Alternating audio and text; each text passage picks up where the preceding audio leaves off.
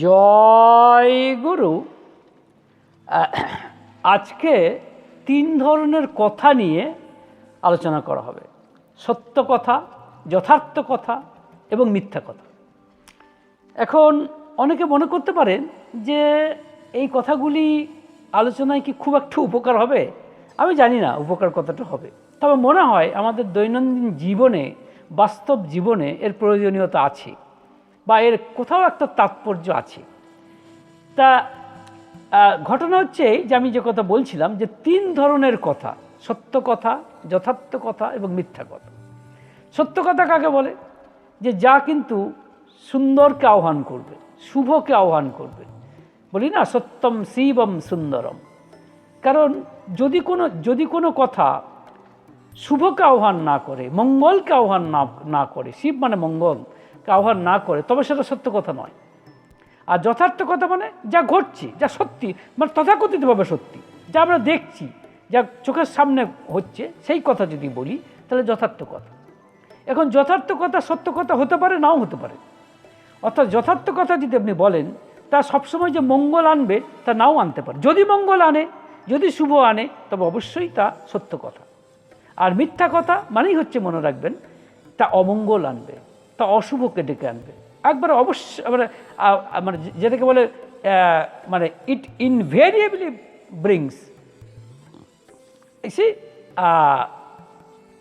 Evilness and anything contrary to propitiousness, auspiciousness, wellbeing. তো এটা আমাদের বুঝতে হবে। উদাহরণ দিয়ে আমি বলার চেষ্টা করি, ইনফ্যাক্ট রিয়েল লাইফ এক্সাম্পল থেকে বলার চেষ্টা করছি। যে একদিন একটি অনুষ্ঠানে আমি আমার এক বন্ধুকে নিয়ে গিয়েছিলাম। এখন সেই অনুষ্ঠানে আর এক তৃতীয় ব্যক্তির সাথে আমাদের পরিচয় হলো। তাকে আমি চিনি না, তিনি আমার পরিচিত ছিলেন না, আমার বন্ধুর পরিচিত, অর্থাৎ আমার বন্ধুর বন্ধু।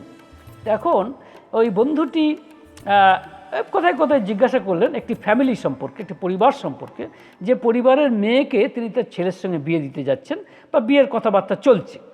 তা আমার বন্ধুকে জিজ্ঞেস করলেন তারা কেমন, তাদের অভ্যাস ব্যবহার চাল চলন কেমন, এটা জিজ্ঞেস করলেন। তো ওই ফ্যামিলিটি সম্পর্কে আমিও কিন্তু কিছু কিছু জানতাম। যার মধ্যে একটি ঘটনা হচ্ছে এই, যে আমি অবশ্যই ঘটনাটা অনেক দিন আগেকার কথা বলছি, বহু বছর আগেকার কথা। তো সেই মেয়েটির একটি কোনো বিবাহিত পুরুষের সঙ্গে একটি সম্পর্ক ছিল, কাইন্ড অফ লাভ অ্যাফেয়ার্স ছিল। তা এখন কিন্তু মেয়েটি জানতো না যে সেই পুরুষটি বিবাহিত, কারণ পুরুষটি সেই পরিচয় গোপন করেছিল। যখন সে জানতে পেরেছে তখন অবশ্য সে এই অ্যাফেয়ার্সটা সে কাট আপ করেছে, অর্থাৎ সে এই রিলেশনশিপ থেকে বেরিয়ে এসেছে। কিন্তু এটা তো ঘটেছে এবং মেয়েটি এখন ভালো জীবনযাপন করছে, ভালোই, তখনও যে খারাপ জীবনযাপন করছে সে কথা বলছি না, কিন্তু ভুলক্রমে এই ভুলটি সেই মেয়েটি করে ফেলেছিল। সে দোষটি মেয়েটির নয়, কিন্তু ঘটনাটি যে ঘটেছিল এটা তো আর সে করা যায় না। কিন্তু আমার বন্ধু কিন্তু বললেন সম্পূর্ণ উল্টো কথা। বললেন যে দেখো, প্রত্যেক মানুষেরই ভালো মন্দ দুটো দিকই আছে। এখন এই পরিবারেরও হয়তো আছে, কিন্তু আমি যতটুকু জানি তারা ভালো, সৎ, ভদ্র এবং তাদের আচরণ ভালো। আর যে মেয়েটির কথা বলছো, সে মেয়েটি অত্যন্ত ভদ্র, মিশুকে এবং নরম প্রকৃতির ভালো মেয়ে, এটুকু আমি জানি। তো যাই হোক, আমার তখন মনে হয়েছিল যে এটা কি কথা বললো, এটা ঠিক কথা বললেন না। ওর বন্ধু বিশ্বাস করে জিজ্ঞেস করছে এই ফ্যামিলিটি সম্পর্কে, আর এই বন্ধু তো সে কথা বললেন না। তো রাস্তায় অনুষ্ঠান বাড়ি থেকে ফিরে আসার সময় আমি আমার বন্ধুকে জিজ্ঞেস করেছিলাম যে তুমি তো তোমার বন্ধুর প্রতি সঠিক কাজটা করলে না। বলে কেন? কারণ তুমি তো এই ফ্যামিলিটি সম্পর্কে আসল তথ্য, যে মেয়েটি সম্পর্কে যে ঘটনাটি ছিল, একটা অ্যাফেয়ার্স ছিল, সেই কথাটা তো তুমি বেমালুম চেপে গেলে। তখন ওই বন্ধুটি বলেছিলেন যে এই কথাটা যদি আমি প্রকাশ করতাম তাতে আমার লাভটা কী হতো, বা সামগ্রিকভাবে লাভটা কী হতো। মনে রেখো, দোষটা কিন্তু মেয়েটির ছিল না, দোষটি ছিল ওই বিবাহিতের পুরুষটির, যে তার পরিচয় গোপন করে এই মেয়েটির সাথে একটা সম্পর্ক স্থাপন করেছে। যে মুহূর্তে মেয়েটি সম্পর্কে জেনেছে, সঙ্গে সঙ্গে সে নিজেকে তার থেকে বেরিয়ে এসেছে। স্বাভাবিকভাবেই এটা বলতেই হবে যে মেয়েটির তো কোনো দোষ নেই, মেয়েটি আবার নতুন জীবনযাপন করতে চাইছে এবং ভালো। মেয়েটি তো এমনি স্বভাব, চরিত্র অত্যন্ত সব কিছুই তার ভালো। তখন আমি ভেবে দেখলাম যে বন্ধু তো ভুল কথা বলেনি, ঠিকই তো বলেছে। তারপরে পরবর্তী ক্ষেত্রে আমি শ্রী শ্রী ঠাকুর অনুকূলচন্দ্রের এই সম্পর্কের কথাগুলি আমি বোঝার চেষ্টা করেছি এবং তার তাৎপর্যগুলো কত বাস্তব এবং যুগোপযোগী এবং কতখানি প্রয়োজন আমাদের জীবনে সেটা বুঝতে চেষ্টা করছি। তিনি বলছেন যে যখনই কারো মঙ্গলবিহীন স্বার্থ থেকে, মনে করুন মঙ্গলবিহীন স্বার্থবুদ্ধি দিয়ে অপরের দোষ দেখার প্রবৃত্তি এসেছে, ঠিক যেন সেই দোষ তোমার মধ্যে এসে বাসা বেঁধেছে। যত তাড়াতাড়ি পারো সেগুলোকে ঝেঁটিয়ে সাফ করে দাও, না হলে নিস্তার নেই, না হলে সব কিছু ধ্বংস হয়ে যাবে, সব কিছু নষ্ট হয়ে যাবে। সত্যি তো তাই। আমি অন্যের যে নিন্দা করছি, দোষ দেখছি, তাতে কিন্তু আমার অন্যের মঙ্গলবিহীন স্বার্থবুদ্ধি থেকে কথাগুলো বলছি। এরকম যদি হতো, অন্যের মঙ্গলবিহীন স্বার্থবুদ্ধি ছাড়া আমি দোষ দেখতাম, তাহলে সেটা ঠিক ছিল। কিন্তু আমি এক্ষেত্রে যদি এই ভদ্রলোককে বন্ধু বলতো যে মেয়েটির অমুক আছে, তাহলে হয়তো বন্ধুটি এই ম্যাট্রিমোনিয়াল সম্পর্কে আর যেত না, বৈবাহিক সম্পর্কে আর যেত না। কিন্তু তাতে কি লাভ হতো? এবং খুব ভালো করে দেখতে হতো এই এই এই ভদ্রলোক সে কি সত্যি সত্যি মঙ্গলবিহীন স্বার্থবুদ্ধি থেকে দেখেছে, পুরো ব্যাপারটাকে বলেছে, নাকি সম্পূর্ণ নিরপেক্ষ হয়ে ব্যাপারটি বলেছে। এটা বুঝতে হবে, খুব সূক্ষ্ম বিচার করতে হবে। ঠাকুর আরও বলছেন যে তোমার মুখ যদি তোমার মুখ যদি এত কলঙ্কজড়িতই হয়ে থাকে, কারো সুখ্যাতি করতে না পারে, তাহলে কারো সম্পর্কে কোনো মত প্রকাশ করো না। আর তুমি তোমার এই স্বভাবকে ঘৃণা করতে চেষ্টা করো, আর এই দোষের প্রবৃত্তি থেকে তুমি নিজেকে মুক্ত হতে চেষ্টা করো। এবং সত্যি কথা, দেখবেন অনেক মানুষ আছে যেটা কেবল অন্যের কুটায় দেখে, ভালোটা দেখে না। তার কারণ তার নেচারের মধ্যে এটা রয়েছে। এখন আপনি বলতে পারেন এগুলো কেন হচ্ছে, এর পিছনে কারণ আছে, সেটা পরে আসছে।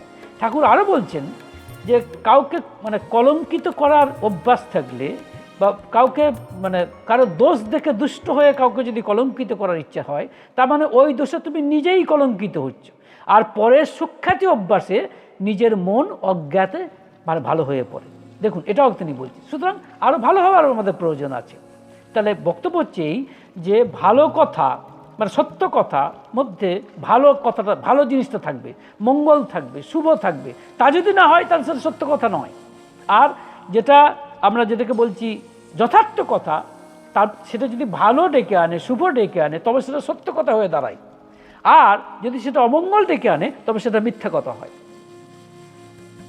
এখন কথা হচ্ছে যে এই প্রসঙ্গে আমি আপনাদের আর একটা কথাও বলতে চাইছি। এবং হ্যাঁ, প্রশ্ন হচ্ছে অন্যের সম্পর্কে আমি খারাপ কথা বলছি কেন? ইচ্ছাকৃত। তার দেখুন, ওই একটা জিনিসকে দুভাবে দেখা যায়। ধরুন একটা গ্লাস অর্ধেক জল পূর্ণ আছে, আপনি বলতে পারেন গ্লাসটাতে অর্ধেক জল আছে। আবার আপনি বলতে পারেন যে গ্লাসটা অর্ধেক ফাঁকা। এখন যদি বলেন গ্লাসটা অর্ধেক ফাঁকা, তার মানে আপনি বলছেন, সোজা কথাই আমি বলতে চাইছেন সামথিং নেগেটিভ।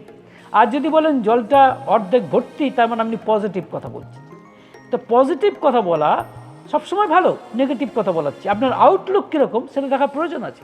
এ মনে রাখবেন, এই যে আপনি নেগেটিভ কথা বলছেন, এর পিছনে কিন্তু আপনি জানেন না বোধহয় যে এটা আছে আপনার প্রবৃত্তির অভিভূতি। এটা হয়তো আমরা বুঝতে পারি না অনেক সময়। প্রবৃত্তির অভিভূতি মানে আমরা বিভিন্ন যে প্রবৃত্তি আছে, কাম, ক্রোধ, লোভ, মোহ, মদ, মাৎসর্য, এর থেকে ধরুন মাৎসর্য, হিংসা যেটাকে বলি, অন্যের প্রতি হিংসা বশত আমি অন্যের দুর্নাম করছি অপরের কাছে। তার মানে অপরের কাছে যে দুর্নামটা করছি, তার পিছনে কি আছে আমি নিজেই জানি না। তার পিছনে আছে ওই মাৎসর্য বলে ওই যে হিংসা, এই প্রবৃত্তিটির অভিভূতি। এই অভিভূতি থেকেই আমি এই কথাগুলি বলছি। অনেক সময় হিংসা না থাকতে পারে, সব মদ মানে গর্ব। এই গর্ব থেকেও আমি অনেক বাজে কথা বলতে পারি। যেমন আমার কথা বাদ দিন, আপনারা সবাই জানেন যুধিষ্ঠিরের কথা। যুধিষ্ঠিরকে আমরা সত্যবাদী বলে জানি। এখন যুধিষ্ঠির, আপনারা জানেন যুধিষ্ঠিরও কিন্তু এই সত্য কথা বলার একটা গর্ব ছিল। এই গর্বটা কিন্তু খারাপ। এই তথাকথিত গর্ব বলতে চাইছি, এই গর্বটা কিন্তু খারাপ। কিন্তু মনে রাখবেন, সত্যবাদী হওয়া নিশ্চয়ই প্রয়োজন, কিন্তু বুঝতে হবে সেটা মঙ্গলটাকে আনবে কিনা। যেরকম ঘটনাটা এই কারণেই বলতে চাইছি, আপনার এটা সবার জানা মোটামুটি। দ্রোণাচার্য যখন কুরুক্ষেত্র যুদ্ধে একের পর এক পাণ্ডবদের সৈন্য ধ্বংস করছেন, তখন দেখা যাচ্ছে যে পাণ্ডবরা কিংকর্তব্য বিমূঢ় হয়ে গেছে। তখন তারা ভগবান শ্রীকৃষ্ণের কাছে গিয়ে উপদেশ চাইল যে কি চাইলেন, বললেন কি করে দ্রোণাচার্যকে নিরস্ত করা যায়। তখন ভগবান শ্রীকৃষ্ণ বললেন একে দুর্যোধন সরি মানে যুধিষ্ঠিরকে বললেন যে ভগবান শ্রীকৃষ্ণ বললেন যে তুমি দ্রোণাচার্যের কাছে চলে যাও এবং গিয়ে বলো অশ্বত্থমা হত, মানে অশ্বত্থমা মারা গেছে। এটা ঘটনা যে অশ্বত্থমা বলে তার ছেলের নাম, দ্রোণাচার্যের ছেলের নাম অশ্বত্থমা, এবং সেখানে একটা হাতিও ছিল তার নাম অশ্বত্থমা। তো অশ্বত্থমা বলে হাতিটি মারা গেছে। ভগবান শ্রীকৃষ্ণ বললেন তুমি বলো অশ্বত্থমা হত। তিনি কিন্তু মিথ্যা কথা বলেননি, কিন্তু যেহেতু সত্যবাদী যুধিষ্ঠির, তার মানে আইডিয়াটা ছিল এই, তার কথা শুনে ও দ্রোণাচার্য ভাববেন যে তার সন্তান, তার ছেলে অশ্বত্থমা মারা গেছে, এবং যেহেতু দ্রোণাচার্যের সন্তানের প্রতি অত্যন্ত দুর্বলতা ছিল, তাই তিনি বিষাদগ্রস্ত হয়ে পড়বেন এবং ফলে অস্ত্র পরিত্যাগ করবেন, আর সেই সুযোগে অর্জুন অস্ত্র দিয়ে তাকে হত্যা করবে। এইটাই ছিল প্ল্যান। এখন যুধিষ্ঠিরকে যখন এই কথা বলা হলো, যুধিষ্ঠির এই সত্যবাদিতার একটা গর্ব, অর্থাৎ যেটা কথা অভিভূতি, অর্থাৎ মদ, তখন সে এই প্রবৃত্তি মদতে অভিভূত হয়ে ভাবছে যে হ্যাঁ, ভগবান শ্রীকৃষ্ণ তো বললেন আমাকে এই কথা বলতে অশ্বত্থমা হতো, কিন্তু আমি যথার্থ কথাটাই বলব। উনি মনে করছেন এটাই সত্য কথা। সত্য কথাটা কি, যে অশ্বত্থমা নামের হাতিটা মারা গেছে, এইটা সত্য কথা। তো এটা বলার কি আছে, কিন্তু উনি কিন্তু এক্ষেত্রে তিনি ভাবলেন যে তিনি ভগবান শ্রীকৃষ্ণের চেয়েও উদার, ভগবান শ্রীকৃষ্ণের চেয়েও তিনি নিজেকে আরও এক কাঠি নিজেকে বড় ভেবে ফেললেন। আশ্চর্য ব্যাপার। যাই হোক, সেটা পরের কথা, কিন্তু ভাবলেন এবং ভেবে তিনি বলেই ফেললেন যে সেখানে গিয়ে অশ্বত্থমা হতো ইতি গজ। ইতি গজ কথাটা নাকি বলা হয়, একটু আসতে বলেছিলেন, এরকম একটি কথা বলা হয়। কিন্তু মোট কথা দুর্যোধন ভগবান শ্রীকৃষ্ণের অর্থাৎ পুরুষোত্তমের কথাকে অগ্রাহ্য করল, সেই অর্থে তাকে ডিফাই করল। কেন? কারণ সেই সময়তে তারা এই সত্যবাদিতার প্রতি অর্থাৎ মদের অভিভূতি, যেটাকে বলা হয় প্রাইড, ইংরেজি বলে প্রাইড বা concept of you can say truthfulness, pride of truthfulness, এক্ষেত্রে বড় হয়ে দাঁড়ালো। চিন্তা করুন। কিন্তু ঘটনাটা কি? ঘটনা হচ্ছে এই, কেন দ্রোণাচার্য কার পক্ষ নিয়েছে? দুর্যোধনের পক্ষ নিয়েছে, যে নাকি অধর্মের মূর্ত প্রতীক, যে অন্যায়ের মূর্ত প্রতীক, যে অবিবেচনার মূর্ত প্রতীক। সুতরাং দ্রোণাচার্যের নিধন প্রয়োজন। ভগবান শ্রীকৃষ্ণ যে পদ্ধতি নিয়েছেন সেটা কোনো ক্রমেই সেটাকে অস্বীকার করা যায় না। কিন্তু দেখবেন এরকমও অনেক মানুষ আছেন যারা শ্রীকৃষ্ণকে কিন্তু হয়তো শ্রদ্ধা করেন, কিন্তু তা সত্ত্বেও মনে করেন যে যুধিষ্ঠির কাজটা ঠিক কাজ করেছে, যুধিষ্ঠির কাজটা, এবং যুধিষ্ঠিরের এই কাজটাকে তারা গ্লোরিফাই করে, বলেন এই কাজটা ঠিক কাজ করেছে। কিন্তু ভেবে দেখবেন তো যুধিষ্ঠির কতটা ঠিক কাজ করেছে কিনা। তারা মনে করছেন যে এক্ষেত্রে যুধিষ্ঠির শ্রীকৃষ্ণের চেয়েও উদার, এবং দ্রোণাচার্যকে নাকি অন্যায়ভাবে হত্যা করা হয়েছে ইত্যাদি কথা অনেক ক্ষেত্রে বলা হয়। কিন্তু ভেবে দেখুন তো দ্রোণাচার্য কার পক্ষ নিয়েছেন? অধর্মের পক্ষ নিয়েছেন। দ্রোণাচার্য সেই যে আমাদের দ্রৌপদী, তার প্রতি যে অন্যায় অত্যাচার করা হয়েছে, নারীর প্রতি যে অন্যায় অত্যাচার করা হয়েছে, তার স্পষ্ট সাক্ষী রূপে বা সেটাকে সমর্থন করছেন দ্রোণাচার্য, যেহেতু তিনি দুর্যোধনের পক্ষ নিয়েছেন। এরকম একটি মানুষ, তাকে নিধন করার জন্য যে প্ল্যান এবং প্রোগ্রাম ভগবান শ্রীকৃষ্ণ করেছেন, তাকে ছোট করে দেখা, তাকে অনুদার ভাবা, তাকে সোজা কথায় একটি নিম্ন শ্রেণীর একটি প্ল্যান প্রোগ্রাম বলে ভেবে নেওয়া, এটা মানে কিন্তু আমি নিজেকে ভগবান শ্রীকৃষ্ণের চেয়ে আরও বেশি বুদ্ধিমান ভাবছি। অথচ ভগবান শ্রীকৃষ্ণকেই তো আমরা ধর্মের মূর্ত প্রতীক বলে থাকি, বিবেচনার মূর্ত প্রতীক বলে থাকি, ন্যায়ের মূর্ত প্রতীক বলে থাকি।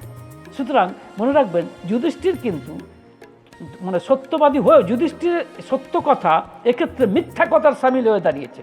কারণ এটা যদি মনে করুন যুধিষ্ঠিরের কাজ মানে ইচ্ছাটি সফল হতো, তাহলে দ্রোণাচার্য হয়তো মারা যেত না, দ্রোণাচার্য আরও বেশি সৈন্যকে হত্যা করত।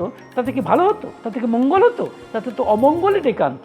তাই বলতে চাইছি, তথাকথিত যথার্থ কথা কিন্তু মিথ্যা কথা সামিল হতে পারে, মনে রাখবেন। আবার তথাকথিত সত্য কথা এটাও মিথ্যা কথা হতে পারে। সুতরাং যেমন ধরুন, আমি একটা উদাহরণ বলছি।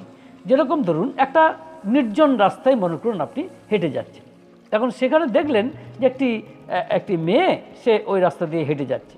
তো সে আপনি দেখছেন সে হেঁটে যাচ্ছে এবং সে দৌড়ে যেতে যেতে রাস্তার ধারে একটা জঙ্গলের মধ্যে নিজেকে লুকিয়ে ফেলে। আপনি পুরো ব্যাপারটা দেখলেন। তার কিছুক্ষণ পরেই দেখছেন যে আমি ধরে নিচ্ছি সে রেপিস্ট, সে এসে দৌড়তে সে মেয়েটির খোঁজ করার জন্য আপনাকে বলছে, আপনি কি দেখেছেন এই রাস্তা দিয়ে কোনো মেয়েকে যেতে? এখন আপনি যদি বলেন হ্যাঁ দেখেছি, যদি বলে কোথায়, বলে এই তো জঙ্গলে লুকিয়ে রয়েছে, তাহলে আপনি যথার্থ কথা বলছেন। কিন্তু এটা কি সত্য কথা হলো না তো? কিন্তু আপনি কেউ বলতে পারে এটা তো সত্য কথাই বলেছেন, না, এক্ষেত্রে এটা মিথ্যা কথার সামিল। তার কারণ এতে অমঙ্গল ডেকে আনবে, এতে অশুভ ডেকে আনবে। বরং যদি এক্ষেত্রে আপনি বলতেন কই না তো দেখিনি তো, অর্থাৎ সোজা কথায় তথাকথিত মিথ্যা কথা বলতেন, তবে সেটাই হতো সত্য কথা, কারণ সেটাই মঙ্গল আনতো, সেটাই শুভ আনতো। কারণ সেই মুহূর্তে ওই নারীটি ওই তথাকথিত শয়তান দর্শকের হাত থেকে সাময়িক রক্ষা পেত, কারণ যেহেতু আপনি তাকে নিরস্ত করতে পারছেন না। স্বাভাবিকভাবেই এটা বুঝতে হবে যে আপনি যে কথাই বলুন, যে কাজই করুন, যে আচরণই করুন, তা যদি মঙ্গল ডেকে না আনে, তা যদি শুভ ডেকে না আনে, তা যদি সোজা কথাই আমাদের আরও উন্নততর করে না তোলে, তবে তা সত্য কথা হলেও তা মিথ্যা কথার সামিল। এটা বুঝে নিতে হবে। তাই খুব ভালো করে, এবং ঠাকুর অনুকূলচন্দ্র তার এই বইতে বলছেন যে সত্য বলো, সত্যানুসরণ বইতে বলছেন সত্য বলো কিন্তু সংহারেরও না। এটা আমি অনেকদিন বুঝতে পারিনি যে সত্য বলবো অথচ সংহার, সত্য কথা কেন বলবো না। নো, আপনি সত্য কথা বলছেন, বুঝে দেখতে হবে যে আপনার এই কথা বলার মাধ্যমে মঙ্গল আমন্ত্রিত হবে তো, শুভ আমন্ত্রিত হবে তো, আপনি মানে সোজা কথায় সুন্দরকে, শিবকে প্রতিষ্ঠা করতে পারবেন তো আপনার কথা দিয়ে। যদি হয় তাহলে নিশ্চয়ই আপনি সত্য কথা বলুন, তাতে কোনো অসুবিধা নেই তো। কিন্তু যদি তা অমঙ্গল ডেকে আনে, অশুভ ডেকে আনে, তবে সে সত্য নয়। সেটা যথার্থ কথা হতে পারে, কিন্তু কখনোই সেটা সত্য কথা নয়, সেটা এক প্রকার মিথ্যা কথারই সামিল। সুতরাং আমাদের ভেবে আমি উপসংহার পর্বে এই কথাটাই বলতে চাই যে 3 ধরনের কথা হতে পারে। কি কথা? সত্য কথা, যথার্থ কথা এবং মিথ্যা কথা। সত্য কথা মানেই মনে রাখবেন তা সুন্দরকে আহ্বান করবে, তা শিবকে আহ্বান করবে, অর্থাৎ মঙ্গলকে আহ্বান করবে। আর যথার্থ কথা মানেই তা সত্য কথা হতে পারে যদি তা মঙ্গলকে আমন্ত্রণ করে, যদি তা শুভকে আমন্ত্রণ করে। আর মিথ্যা কথা মানেই বুঝবেন যে সেটা ধ্বংস নিয়ে আসবে। তবে তথাকথিত মিথ্যা কথা কিন্তু সত্য কথা সামিল হতে পারে যদি সেটা মঙ্গল ডেকে আনে, তাহলে কিন্তু সেটা সত্য কথাই। সুতরাং খুব সূক্ষ্মভাবে বিচার করতে হবে এই বিচার করার পথে, এবং আপনাদেরকে বুঝতে হবে এই বিচার করার পথে আপনার সব থেকে সহায়ক হবেন যদি আপনি নিজেকে ঈশ্বরের সঙ্গে যুক্ত করেন। কেন? কারণ ঈশ্বরকে আমরা বলে থাকি তিনি হচ্ছেন সততার, সত্যের, মঙ্গলের, ধর্মের মূর্ত প্রতীক। কাজে তার সাথে যদি আমি যুক্ত হতে পারি তাহলে তো নিঃসন্দেহে আমি নিজেও, ওই যে ঠাকুর বলছেন যে যদি তুমি পরের সুখ্যাতি অভ্যাসে নিজের অন্তরও আস্তে আস্তে ভালো হয়ে পড়ে। তবে এটাও ঠাকুর বলেছেন যে পরের সুখ্যাতি করা মানে অন্যের মানে খোসামত করা নয়, অর্থাৎ স্বার্থবুদ্ধি থেকে যদি অন্যের তুমি সুখ্যাতি করো তো সেটা এক ধরনের খোসামদের বা তোষামদের সামিল হয়ে দাঁড়ায়। সেটা ঠাকুর চাননি। ঠাকুর বলতে চাইছেন যে তুমি অন্যের সুখ্যাতি করো, অ্যাপ্রিসিয়েট করো মঙ্গল আনার জন্য, কারো ক্ষতি না করে, এবং খোসামত করার জন্য নয়। অ্যাপ্রিসিয়েট করো, অ্যাপ্রিসিয়েশনের ভীষণ প্রয়োজন আছে। কিন্তু অনেকে, যেমন এক দাদা ঠাকুরকে বলছিলেন, ঠাকুর আমি কিন্তু একটু উচিত কথা বলি, ঠাকুর বলেছিলেন উচিত কথার মানে জানো তো? উচিত কথাটা মানে মিলন ঘটানো, মিলন। তুমি যদি তোমার কথার মধ্য দিয়ে মিলন ঘটাতে পারো তাহলে সেই উচিত কথা, সেটাই উচিত কথা। আর তুমি যদি দেখো তোমার উচিত কথার মধ্যে মিলন ঘটাতে পারলে না, বিরোধ উপস্থিত হলো, তবে সেটা উচিত কথা নয়। লোকে অনেকে বলে আমি একটু স্পষ্ট বক্তা আছি। স্পষ্ট বক্তা হন, কোনো ক্ষতি নেই, কিন্তু বুঝতে হবে সেই কথা বলে আপনি অমঙ্গল ডেকে আনছেন না তো। যদি অমঙ্গল ডেকে আনেন তবে সেটা স্পষ্ট কথা নয়, তবে সেটা উচিত কথা নয়। এটা খুব স্পষ্ট করে বুঝে নিতে হবে। তাই ঈশ্বরের সাথে নিজেকে যুক্ত করতেই হবে। তবে আবার অনেকে যদি মনে করেন যারা ঈশ্বরে বিশ্বাস করেন না, তাদের জন্য এটাই আমার বক্তব্য, ঠিক আছে, আপনি যদি ঈশ্বরে বিশ্বাস না করে থাকেন তাহলে আপনার জন্য এটাই বলতে হয় যে আপনার নিশ্চয়ই আপনার এমন দু একজন মানুষের সাথে পরিচয় আছে যারা আপনার মতে উদার মানসিকতার, মঙ্গল চিন্তা করার মানসিকতার, অনেক উঁচু মনের মানসিকতার মানুষ। তাকেই আপনি অনুসরণ করুন, তাতে কিন্তু কোনো ক্ষতি নেই। তাতেও আপনি আস্তে আস্তে উন্নততর হবেন। এটা মনে রাখতে হবে যে আমরা হচ্ছি মানুষ, আমরা কিন্তু পশু নই। আমরা পশুর থেকে অনেক উন্নত বলে আমাদের নিজেদের মনে করি, এবং এটা সত্য। কিন্তু আমাদের এই উন্নতির স্তরটা, আমাদের লেভেল অফ কনসিয়াসনেস, আমরা যে জায়গায় আছি সেই জায়গা থেকে তো উন্নতি করতে হবে। আর সেই জায়গায় উন্নতি করতে গেলে আপনাকে কিন্তু এমন সত্য কথা বলতে হবে যা মঙ্গল ডেকে আনে। এমন সত্য কথাই কিন্তু বলতে হবে, এমন যথার্থ কথাই বলতে হবে যা মঙ্গল ডেকে আনে, এমন মিথ্যা কথাই বলতে হবে যা মঙ্গল ডেকে আনে, যা শুভকে ডেকে আনে। এটা আমার ধারণা, আমি ভুল করে থাকতে পারি। তো আমার বক্তব্য হচ্ছে এইখানে, তাহলে কী হবে, আপনি আরও উন্নততর হবেন। এটা হতো, এবং আপনার এই লেভেল অফ কনসাসনেস, আপনার চৈতন্যের যে স্তরে আপনি বিদ্যমান, এই মুহূর্তে বিদ্যমান বা আগে বিদ্যমান ছিলেন, তার তুলনায় দেখুন নিজে উন্নততর হয়েছেন কিনা। মনে রাখবেন, আধ্যাত্মিক জগতের দুটি কথা ব্যবহার করা হয়, একটা হচ্ছে সসংবেদ্য আর একটা হচ্ছে পরসংবেদ্য। সসংবেদ্য মানে নিজে নিজে যা বোঝা যায়, আর পরসংবেদ্য মানে আপনি নিজে বুঝতে পারবেন না, অন্যেরা বলবে। যেরকম দেখুন, হয়তো আপনি নিজেই বুঝতে পারবেন যে আপনি উন্নততর হচ্ছেন কিনা। আপনার আচরণে, আপনার কথায়, আপনার ব্যবহারে যদি বোঝেন যে মঙ্গল এসেছে, হ্যাঁ, তাহলে বুঝবেন আপনি কিন্তু উন্নততর হয়েছেন। এটা হচ্ছে সসংবেদ্য, নিজেই বুঝতে পারবেন। আর অনেক ক্ষেত্রে হয়তো নিজে বুঝতে নাও পারেন, অন্যরা আপনাকে বলে দেবে যে আপনি কিন্তু ঠিক কথাটাই বলেছিলেন, ঠিক কাজটাই করেছিলেন। হয়তো সেই মুহূর্তে না বুঝলেও, কারণ সেটা মঙ্গল এনেছে। সুতরাং দুটো সসংবেদ্য এবং পরসংবেদ্য দুটো দিয়েই কিন্তু আপনি বুঝতে পারবেন আপনি উন্নততর হচ্ছেন কিনা। সুতরাং এটাই আজকের বক্তব্য ছিল, যে এই যে 3 ধরনের কথা, কর্ম, কাজ যাই বা ব্যবহার, আচরণ যাই বলুন না কেন, সবসময় মনে রাখতে হবে যে আমি মঙ্গলের সাথে নিজেকে যুক্ত করছি। তো তবে এটা আমি পরিশেষে বলতে চাই যে যারা ঈশ্বরে বিশ্বাস করেন তাদের জন্য এই কথাটাই বলতে চাই যে ভগবান শ্রীকৃষ্ণ বলছেন গীতাতে 6ষ্ঠ অধ্যায় 47 নম্বর শ্লোকে, যে তুমি এরকম ধ্যানী হও যে তুমি আমার সাথে যুক্ত হও, বিশ্বাসের সাথে, বিশ্বাস করো আমাকে, মানে বিশ্বাসের সাথে যুক্ত হও, এবং তুমি যে আমার সাথে সবসময় যুক্ত সেই হচ্ছে শ্রেষ্ঠ ধ্যানী। অর্থাৎ সোজা কথাই, সে তার উন্নতি অবাধ হতে বাধ্য। অনেক ঘুরিয়ে যদি কথাটা বলি তাহলে ব্যাপারটা এরকম, শ্লোকটা এরকম, যোগীনামপি সর্বেষাং মদ্গতেন অন্তরাত্মনা শ্রদ্ধাবান ভজতে যো মাম স মে যুক্ত তমো মতঃ। এই যদি বলছিলাম যে আমার সঙ্গে যে যুক্ত এবং বিশ্বাসের সাথে যে আমাতে তার মনকে নিবদ্ধ করেছে, সেই হচ্ছে শ্রেষ্ঠতম যোগী, এটা বলা হচ্ছে, বা ধ্যানী যাই বলুন।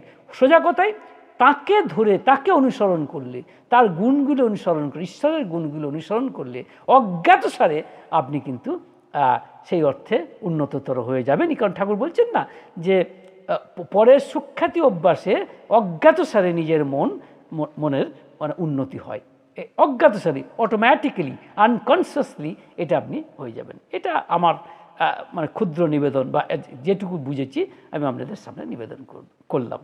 ভালো থাকবেন। জয় গুরু।